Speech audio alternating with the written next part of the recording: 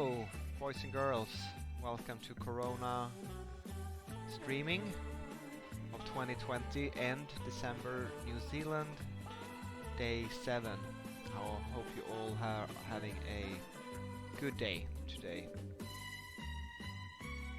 Take care out there, be careful with each other.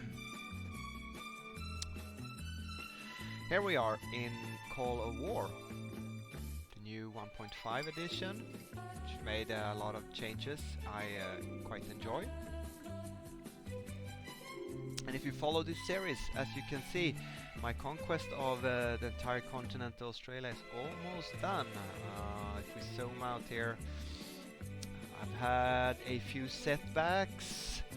I think a light armor was sent into kind of an ambush, so I lost it. They took out a town here where I think I had a tank factory, and it was eliminated because it was an infantry unit running around in the mountains here that I missed. So minor setbacks, unfortunately. It's possible to avoid, but I can't pay as much attention to the game as I'd like. Since it's running 24/7, these are things that'll just happen. It's nothing major. And now we're basically just cleaning up the last defender of Australia from Western Australia, AI Nation here. And it's time to set up kind of the defense and offense of what's gonna happen next. So I'll tell you, I sent up, as I described earlier, I was eager to get an island possession up here in the Spice Islands next to Indonesia.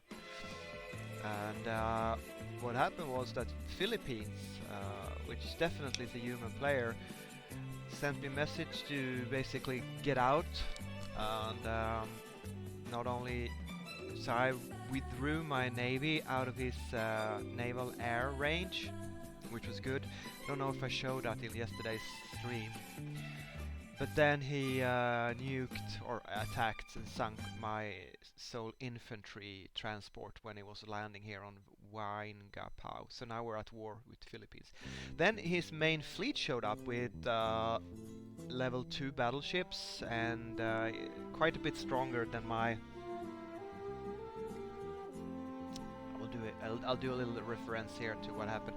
I only had 2 destroyers and 1 battleship, and he was faster and stronger, but somehow I managed to retreat, and he gave up the chase and turned northwards.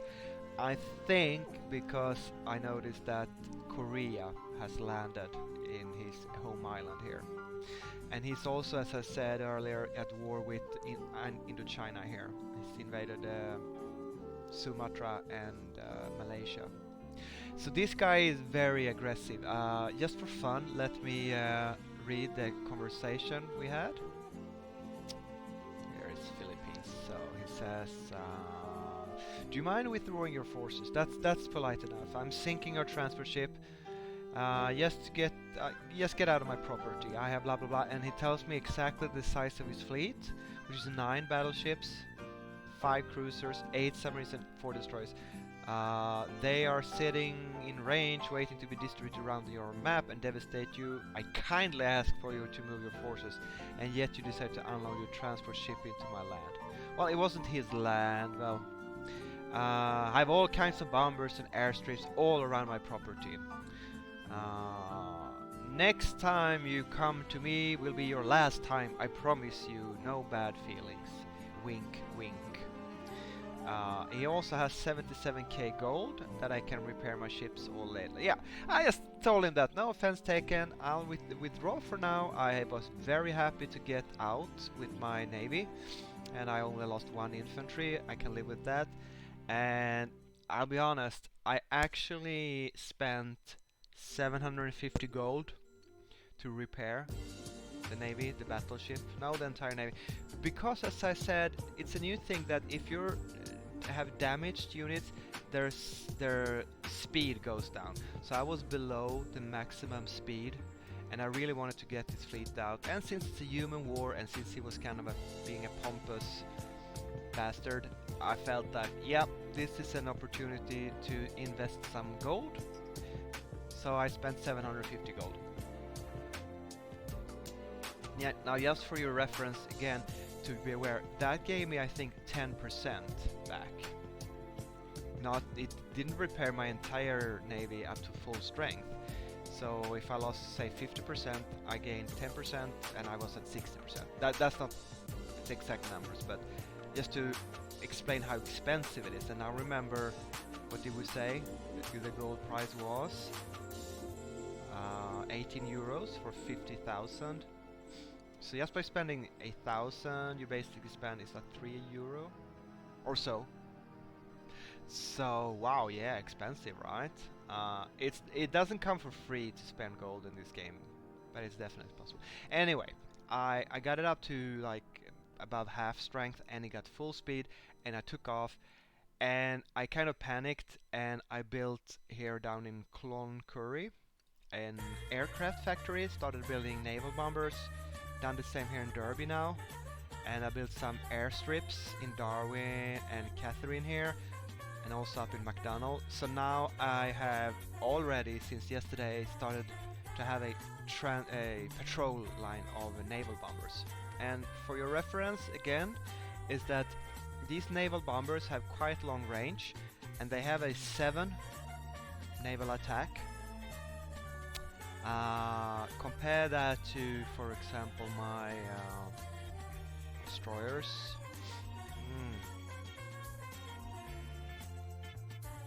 They have a 2.5. I think that's level 2. I think I have...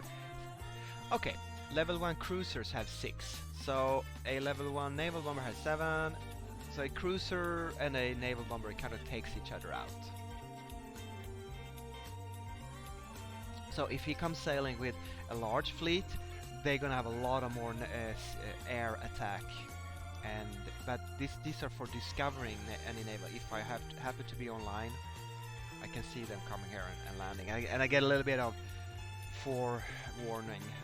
Although I have very little defenses.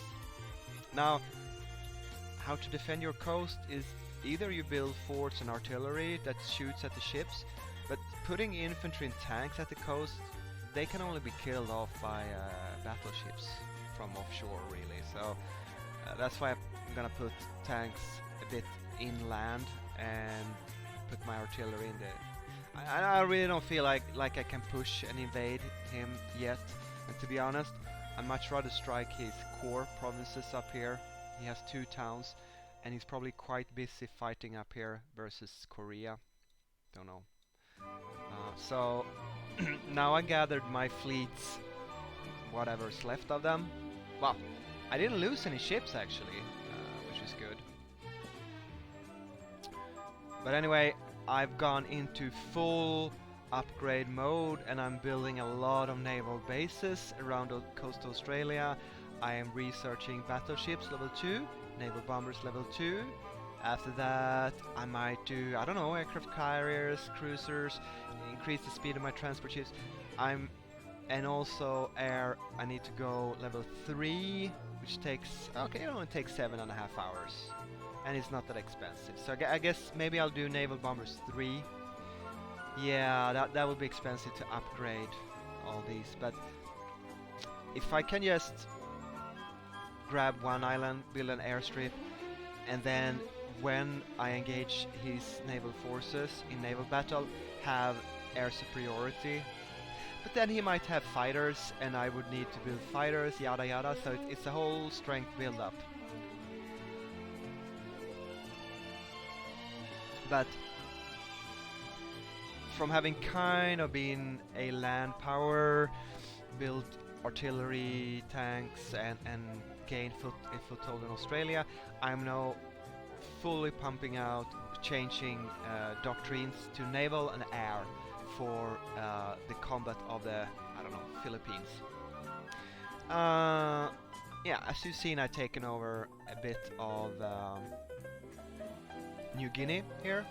Unfortunately, they recaptured Merauke, which had a lot of buildings in the industry. It will go down further when I recapture it.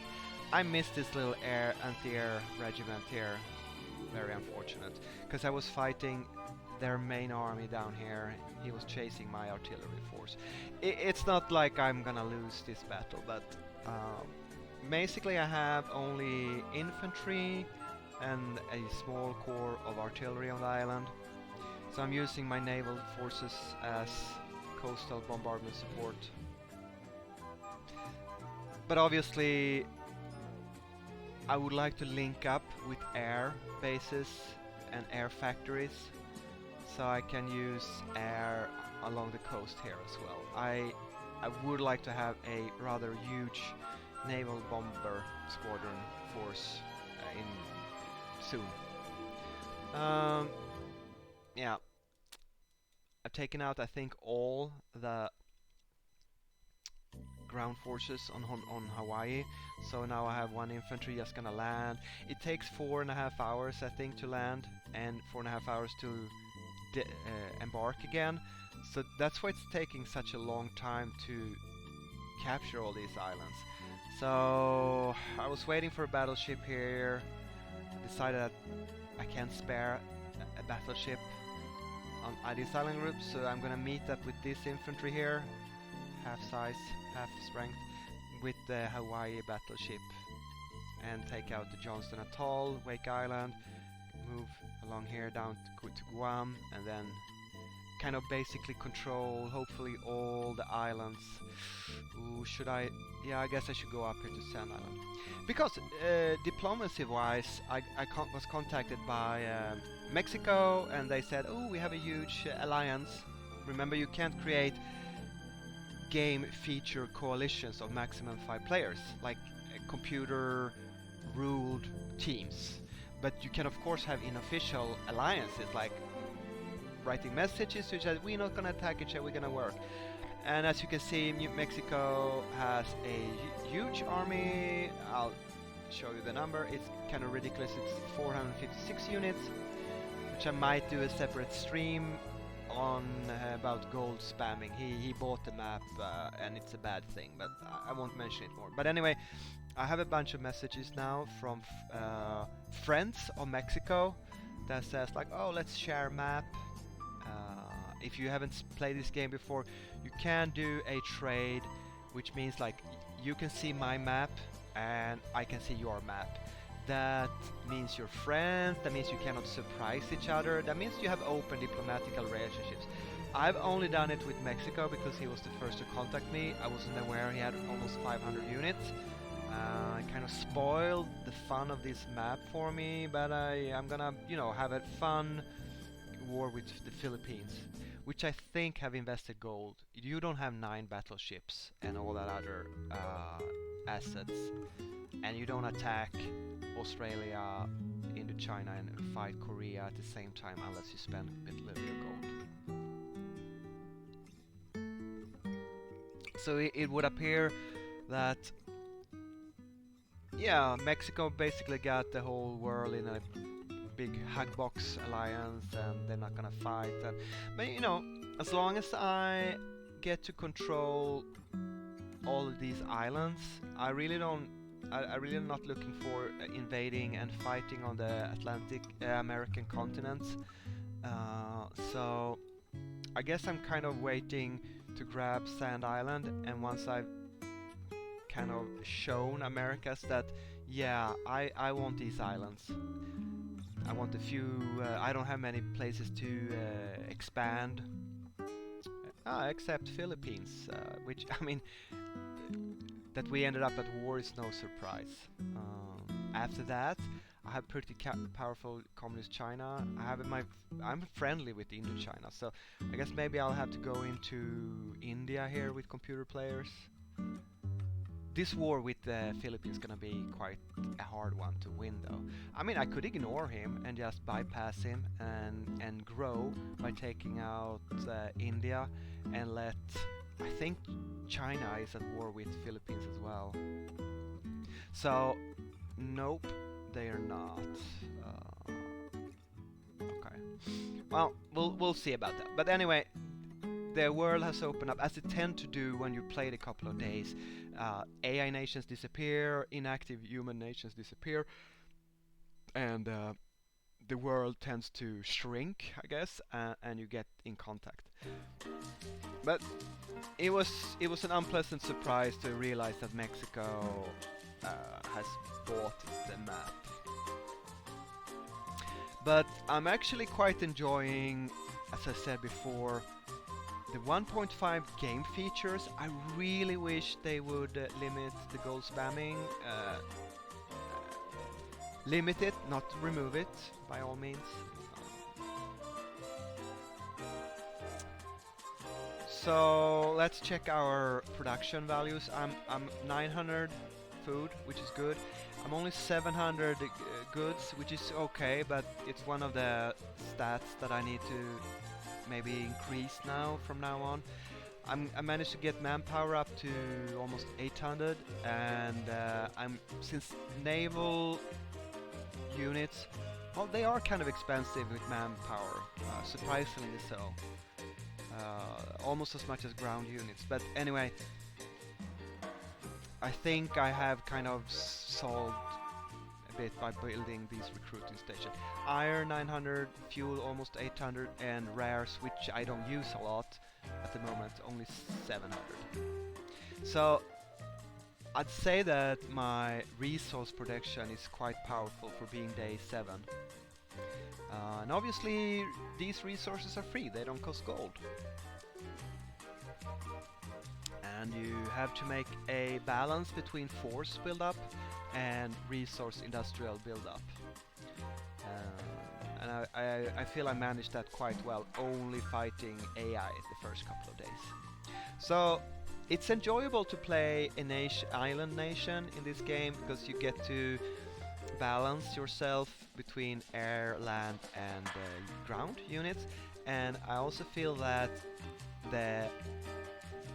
the research tree, which is kind of limited, but in a way they have made it more exponential, so that earlier techs are cheaper and definitely take a lot less time, meaning that it's kind of easy to open up the first 1 or maybe 2 levels, but then when you get up to level 3 and 4, they start to increase both in price and definitely more important in time, so that you get to pick. And then upgrade cost. Upgrade didn't exist before, you just automatically upgrade to next level, which was kind of an exploit. You could build a shitload of level 1 units, and then it would automatically be level 4 once you got to level 4, which was kind of a stupid feature. So now you have this balance, like, should I build many low level and have to pay the price of upgrading them? I will do an examination of the plus and minuses of upgrading versus not upgrading, but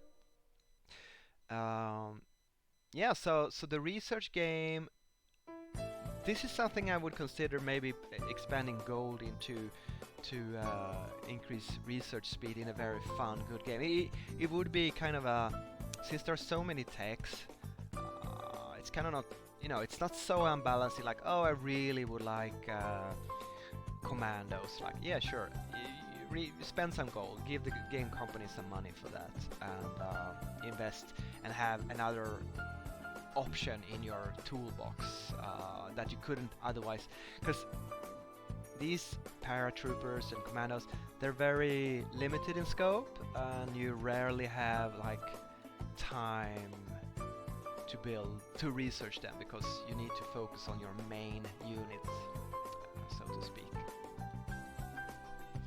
So yeah, that's an improvement of the game, the research game, overall, I feel. Okay, let me tab out and check. We're getting close to 20 minutes here, so I feel I had a bit to report in this game. I might do another one about my other game in Goyas, which has had a lot of drastic developments, and I might do another one about gold spamming and kind of complain a bit about the game. But anyway, thanks for watching, and hope you enjoyed. Feel free to like, subscribe, and follow me. I'll put this up on YouTube as well, not only Twitch. And I will see you in the next one. Take care and be safe out there, and have a wonderful day. See you later. Bye bye.